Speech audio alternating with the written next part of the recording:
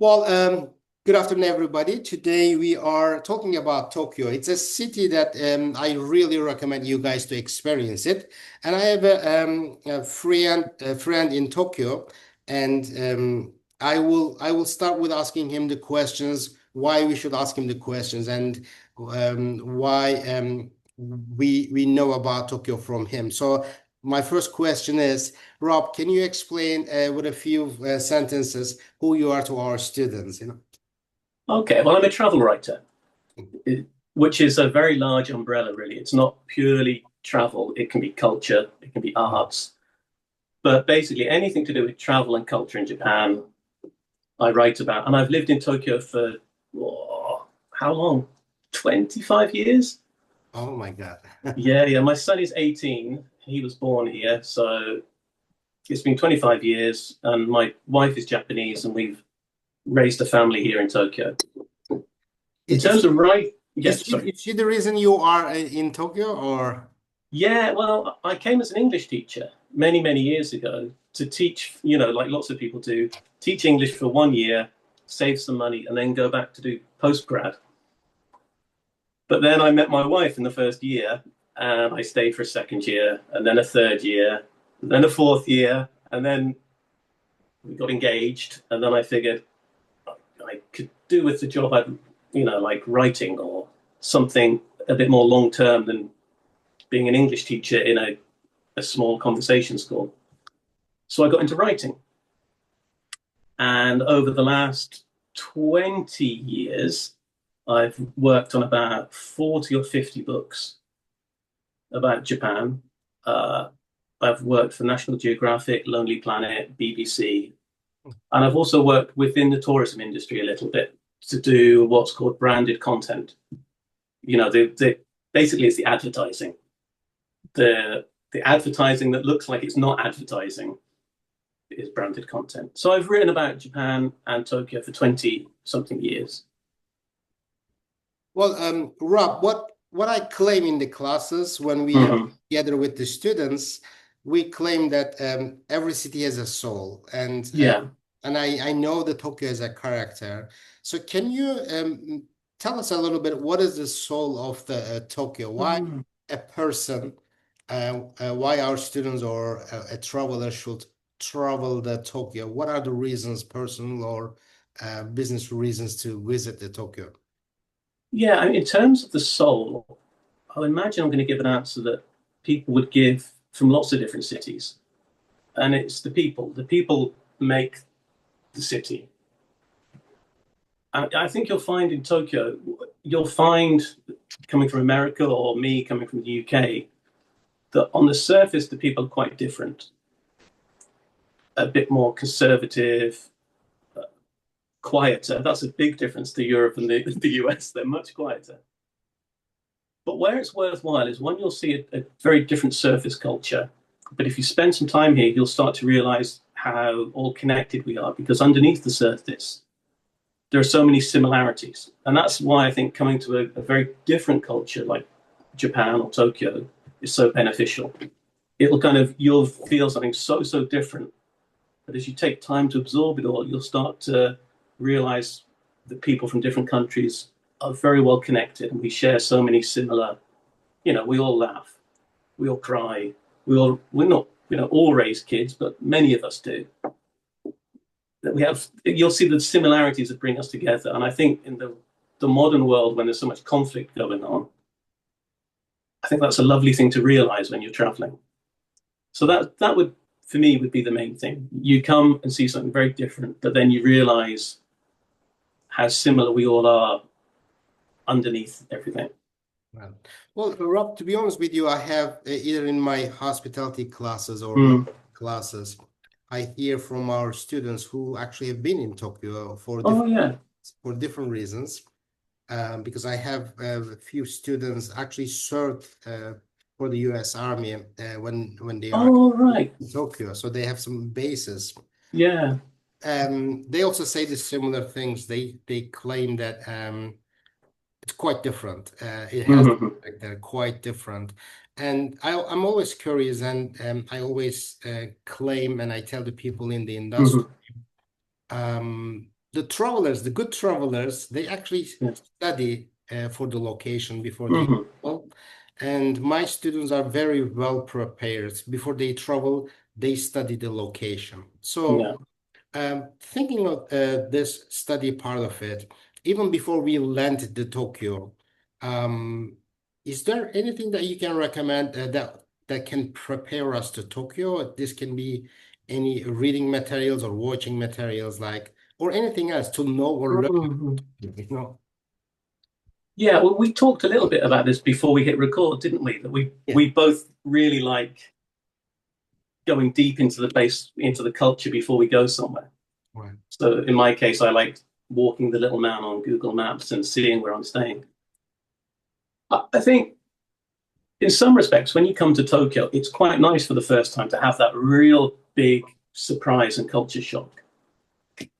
So the thing I would focus on instead is what can you do in Tokyo to be a good guest? Because at the moment, there's a lot of issues in Japan with over tourism.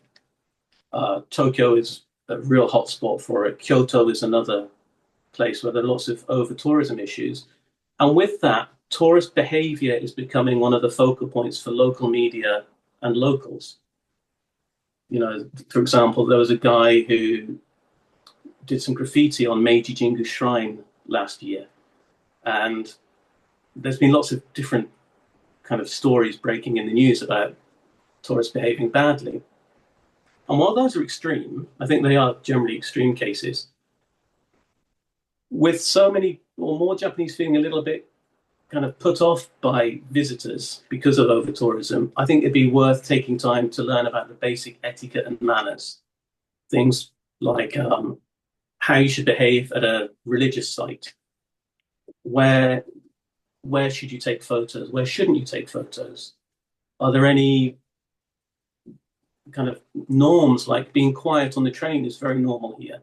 Whereas in the UK, I would have a loud conversation with someone on the train and no one would care. So I would spend a little bit of time having a primer on how you can be a good visitor. I see. Well, since you're a travel writer, I was just Yeah. curious. Actually, it's something good for me too. Do you recall or do you recommend any websites or any podcast or any programs that students, besides your articles? uh, to be honest, I'm terrible for reading other English media. I don't do much. And the reason for that is it's very easy. First of all, it's easy to plagiarize yourself. If I write a story about Tokyo and I've written lots about Tokyo, I have to be careful not to inadvertently write the same thing again and again and again, because that could be plagiarism. But also, if I read other people's work in English, there's a risk that subconsciously a sentence might come back out and I've not thought about it.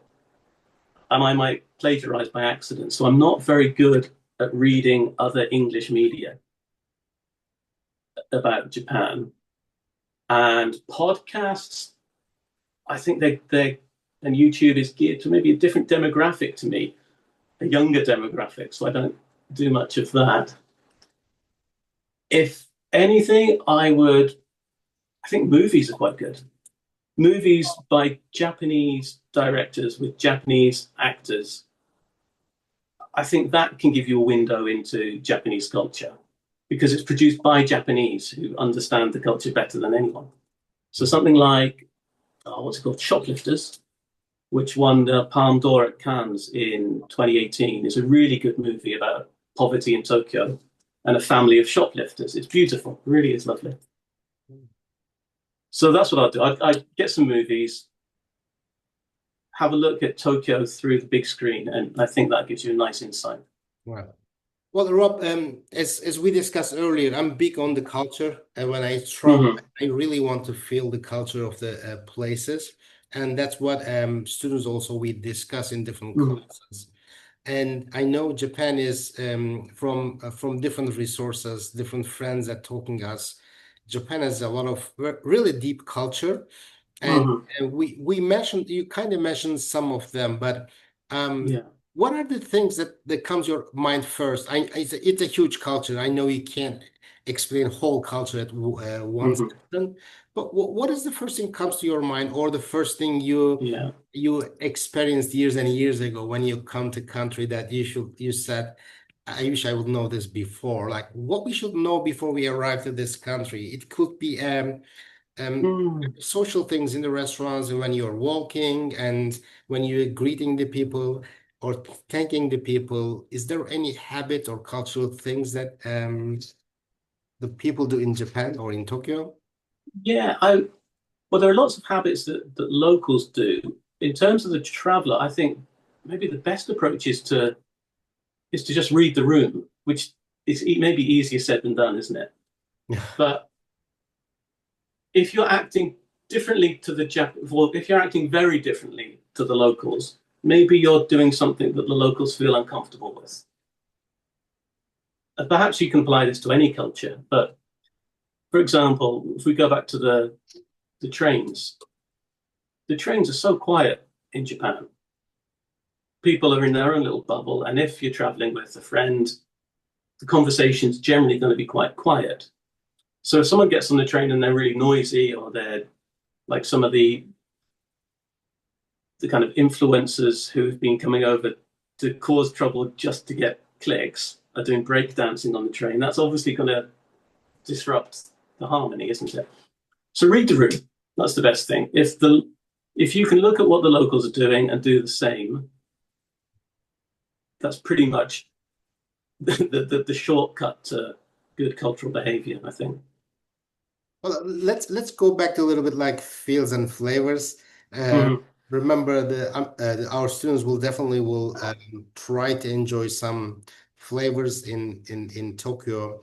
Um, when we travel to Tokyo, or if one of us or anybody in the world travel to Tokyo, is there a specific dish that you can say this means Tokyo, or it has a story, or you have to try this before you come back from Tokyo? Is there any special food or meal or dish that you can?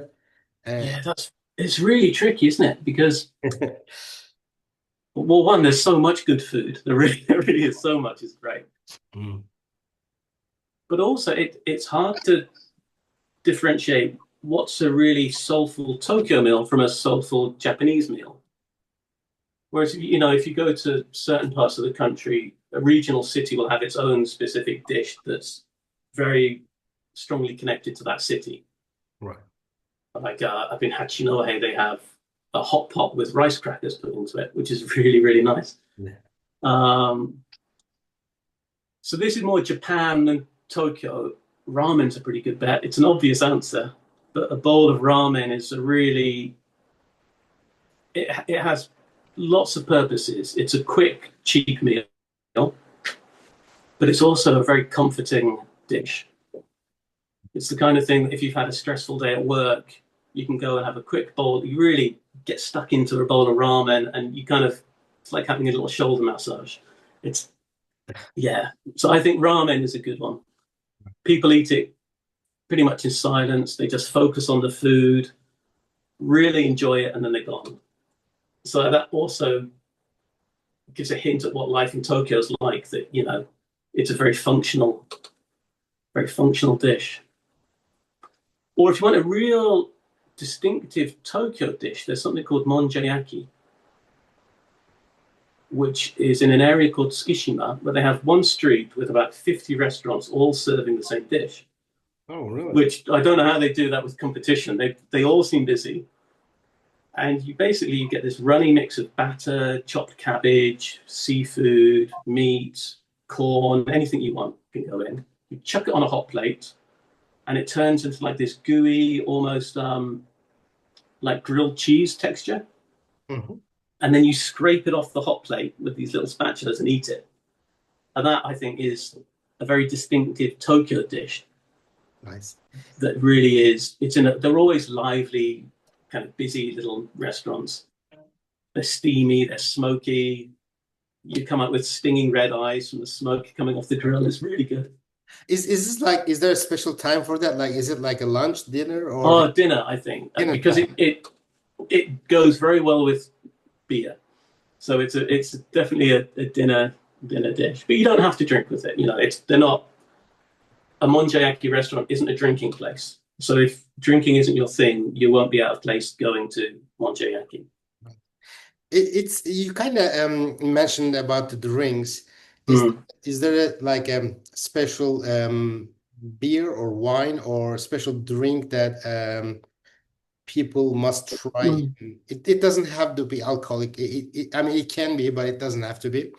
Any beverages that we love to mention about the food, but also beverages, you know. Yeah, well, one that people, well, maybe they do associate it. But coffee is incredibly popular in Tokyo and across Japan. And I think when like Japanese artisans get focused onto something, there tends to be a real refinement of service and quality.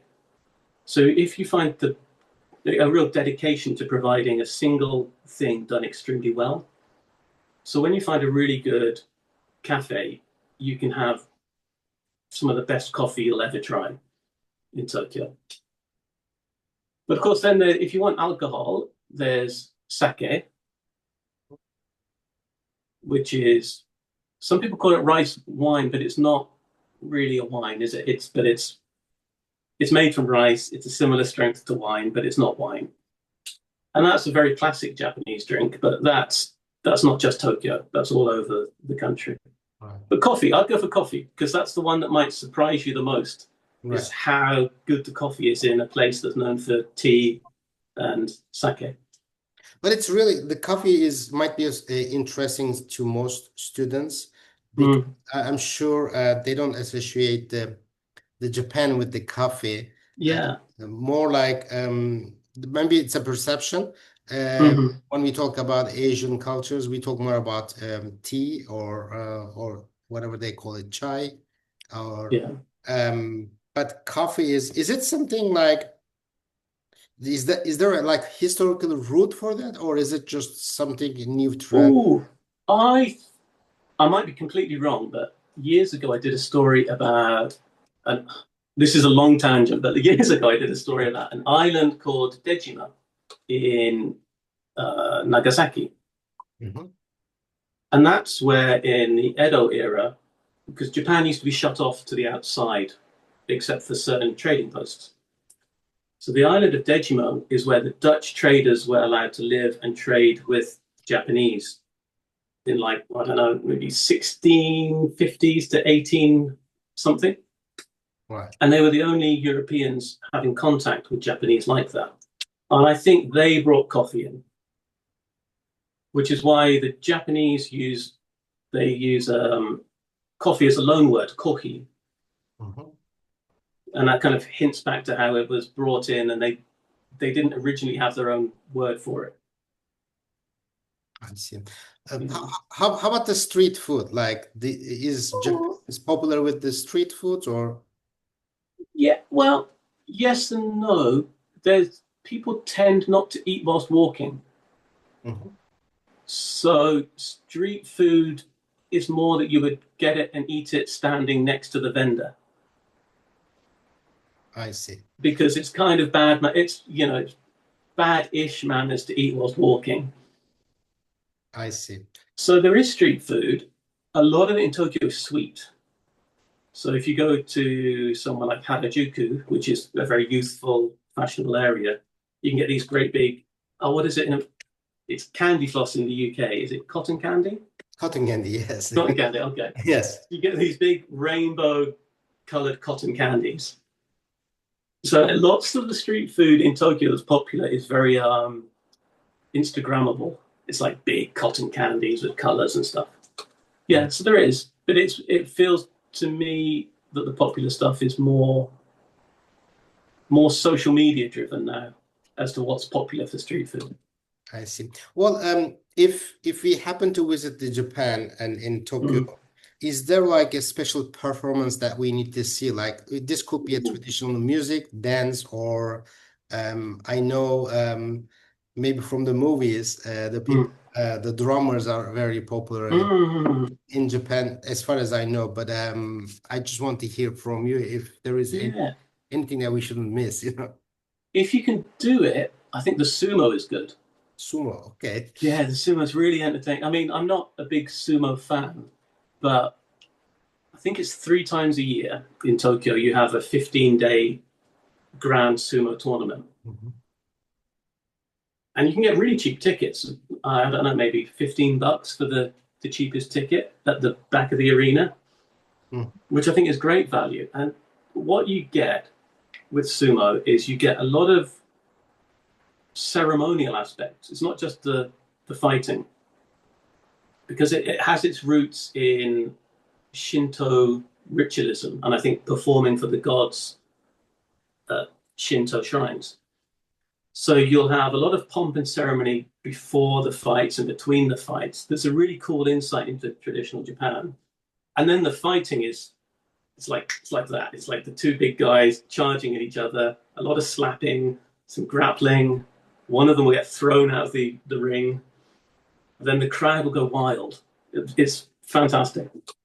And Well, you can hear it. You can even at the back, the cheap seats, when the big guys collide, you can hear the whole arena just wincing as one. That kind of oh no, it's such a noise. It's brilliant. sounds very interesting and different. Yeah. Well, if I know when we visit the cities, we always find itineraries. Like if you can Google it, and the tour Mm, they plan like different itineraries.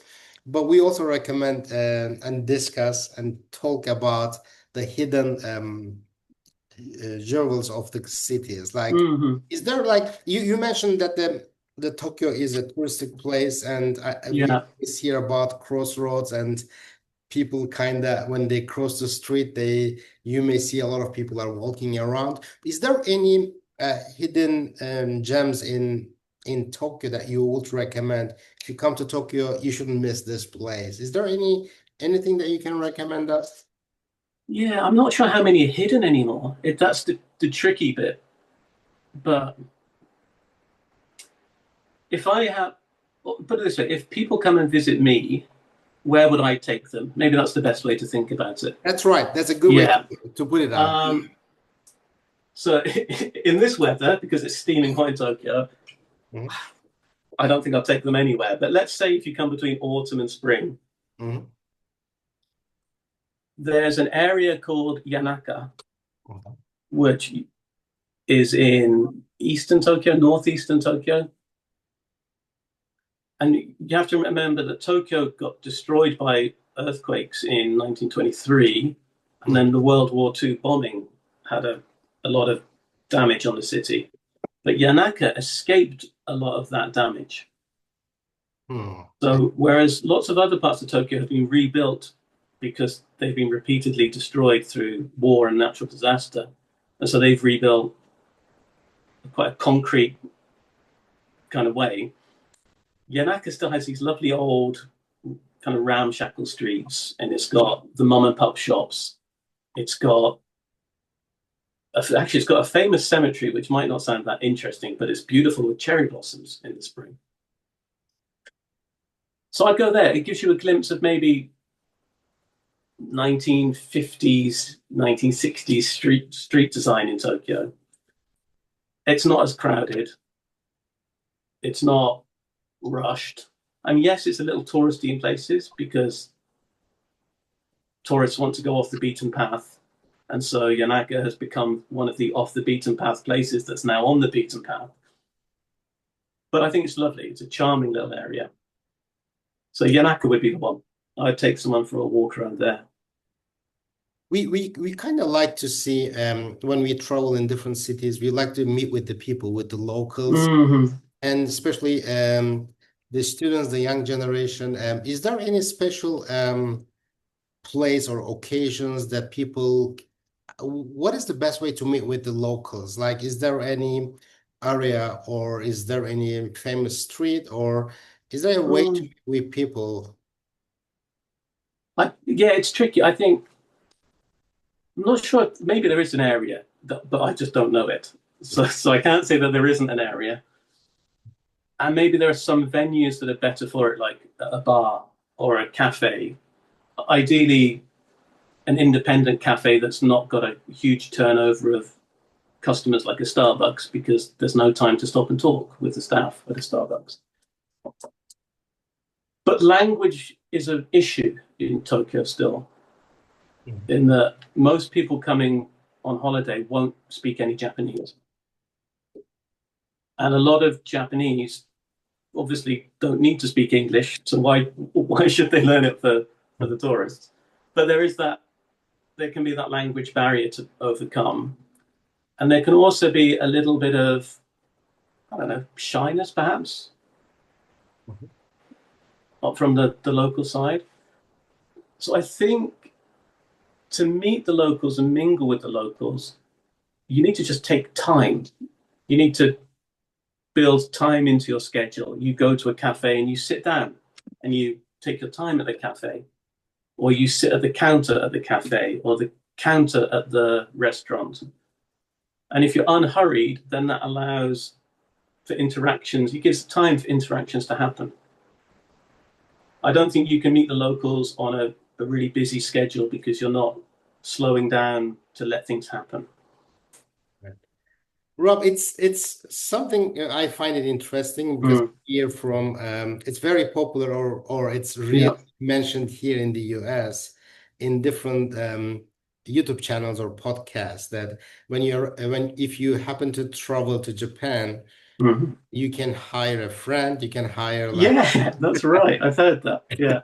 And it goes some for us it's different for us, like hiring a family to travel with you, or you're hiring yeah. grandpa. Is this something like made up, or is there such a services like that? There is. In a sense, this is like classic, like weird Japan coverage, in that it is true, you can do that, but the coverage tends to blow it up and make it sound mainstream. I see. It's not mainstream. It's a very niche thing, but it is possible. Right. It's a very interesting concept. I mean, it is actually. You can hire people to turn up to your wedding. If you're embarrassed that you've not got that many friends, or you have family issues, you can hire a fake family to come to your wedding. And if things like that, you can even take a next step if you want someone to cry for you, things like that. So it is. I mean, it's kind of sad in a way, because it does point to a bit of a loneliness epidemic in Japan. But yeah, it is true. It's not made up for social media. It's just not all that common. But yeah, you can do it. Rob, let's put it like a kind of travel itinerary. And the reason I say it's put a travel itinerary, it also actually will show to us a few important places in Tokyo, or must-see places in Tokyo. Let's say we have only one day. Just okay. I know that Tokyo and one day it sounds even funny, but I'm just it's one. Let's say we have only one day.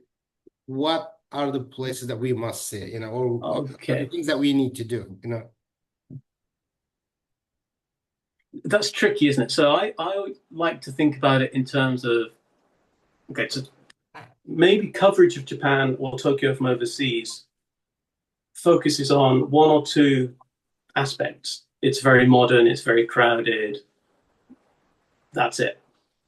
So I think if you're going to come to Japan, come to Tokyo, it would be nice to try and see as many expressions of the city as you can. So you could go to Yanaka that we talked about. You could start there on day one. You only need a morning or an afternoon, and that'll give you a sense of a quieter, older part of the city. And then, because these one-day things, we kind of have to think about the logistics of it all, because you don't want to be going all the way across the city and back. That's stressful. You can walk from Yanaka into Ueno, which is a lovely park area, and it's got how many? 5 or 6 museums.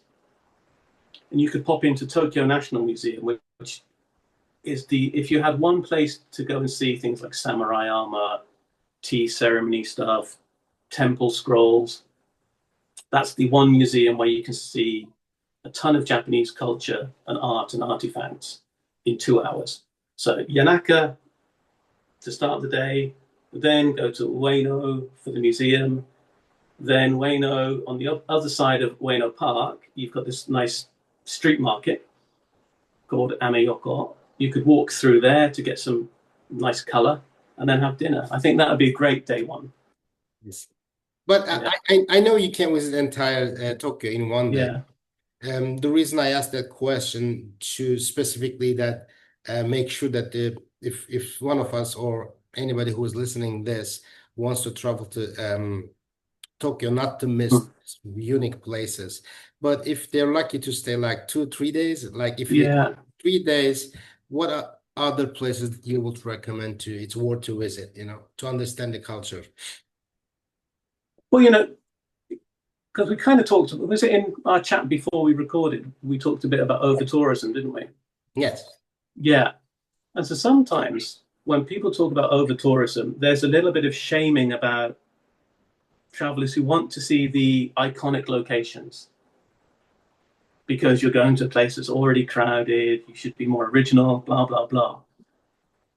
But on day 2, you are in Tokyo, and it might be the one time you get to go to some of these iconic locations. I would go to someone like Shibuya and Harajuku, the crazy crossing, the Shibuya Scramble. You're only going to see it once. You're only going to be there 10 minutes. You're not causing a problem for locals by going to see it.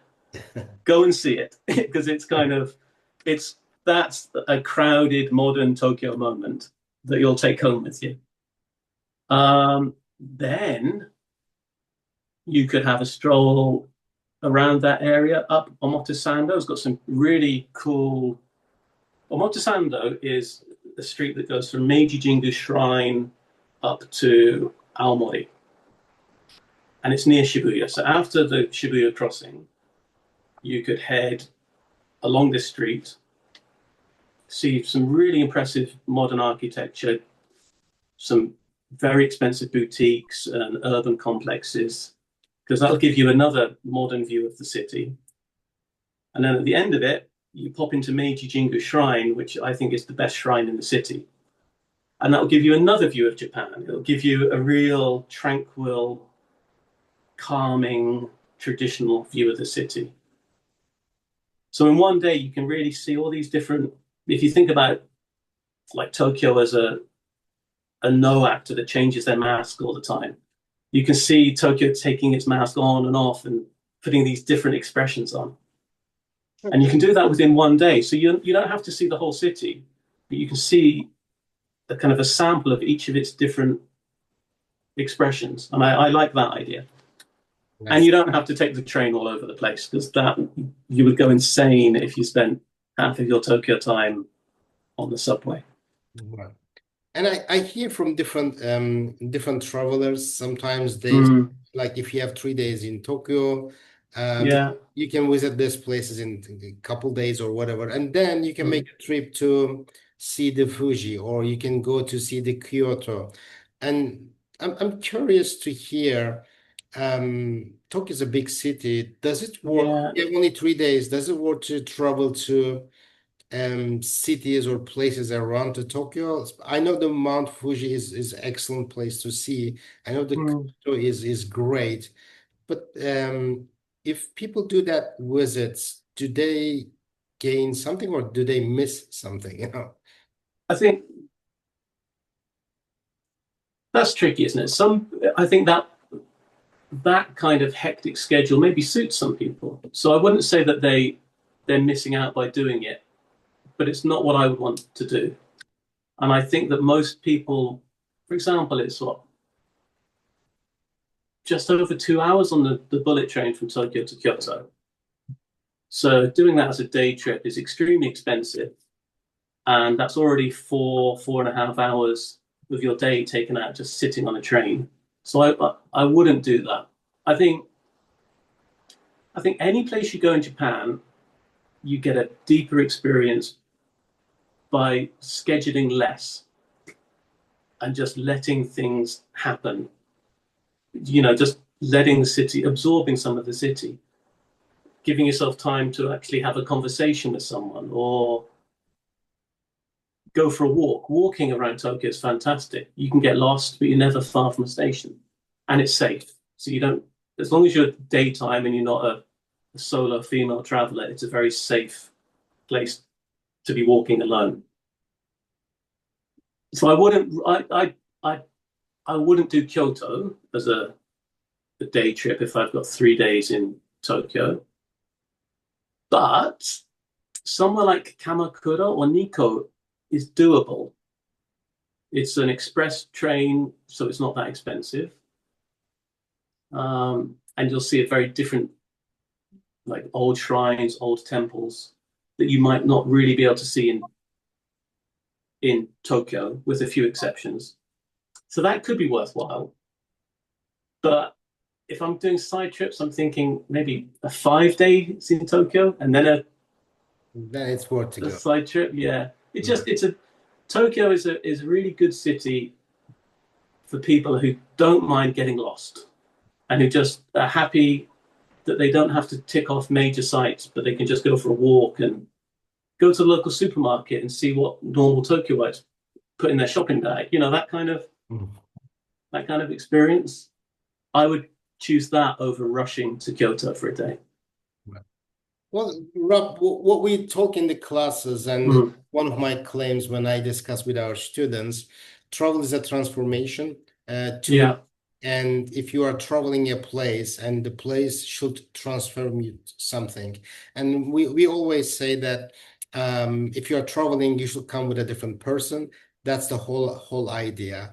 And every single travels I do, I kind of feel I learned something from this place. I actually sometimes I leave something in this place. And I'm always curious to ask people who travels different places or lives in different places, like you in Tokyo. Is there anything that you can give us an example that after you move to Tokyo or after you leave to Tokyo, I'm guessing that you're a different person.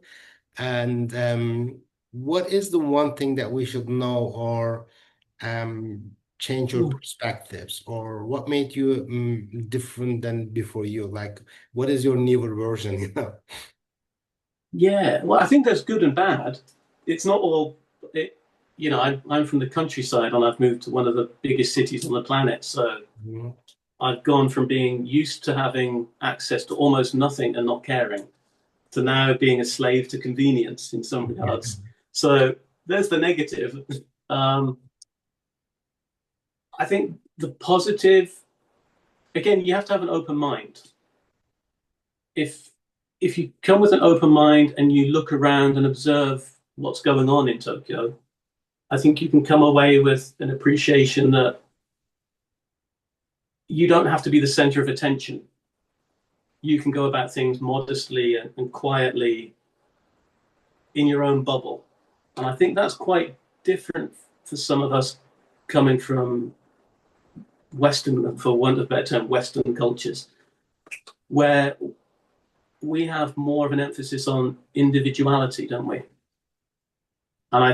And Japan has more of an emphasis on the individual not disrupting the harmony for everyone else and not being a nuisance. And I think at times that's over the top because we are individuals. But at times it's also it's really nice to see people caring for others and being more considerate for others. So I think I've probably become more aware of other people and the impact I have on other people is the thing I've most become aware of since moving here. It's great experience, I believe. And before we usually like to keep all these conversations as short as possible and as meaningful as possible too. Before we close, do you have anything that I'm sure there are a lot to discuss, but anything that I forgot to ask you or you would like to mention to our students about Tokyo and just to give them a reason to visit to Tokyo. Oh, reason. Yeah, that's tricky, isn't it? There's so many reasons to visit. One thing I thought that was because we had a little chat before we hit record. I think one thing that came up there that I found interesting was the idea of preparing for the trip. Mhm. And I like the idea that if you're going to come to Tokyo, you're going to have a bit of culture shock anyway. So there's going to be surprises. But I like the idea that you prepare a little bit for the trip. Understanding the local customs, the etiquette, things like that. But also, when you travel anywhere, and again, it's what we talked about beforehand, it's just you can really build your excitement up for any destination by having a bit of a deep dive. You go on to what's the local food, what the locals buy as the souvenir when they go to Tokyo, what's the classic dish I have to try, what's the local festival I should look at. So I would like people, or I would not like, I'd encourage the students to really do a deep dive on the place they're visiting. One, so they can experience it more smoothly, but also it gets you excited for the destination. And I think that's the travel thing. It's not just the journey, it's the build up to the journey that's so exciting as well. It's very well said, Rob. Yeah. Thank you very much for your time. I do appreciate for your time. Hopefully, No, it's my pleasure. I enjoyed it.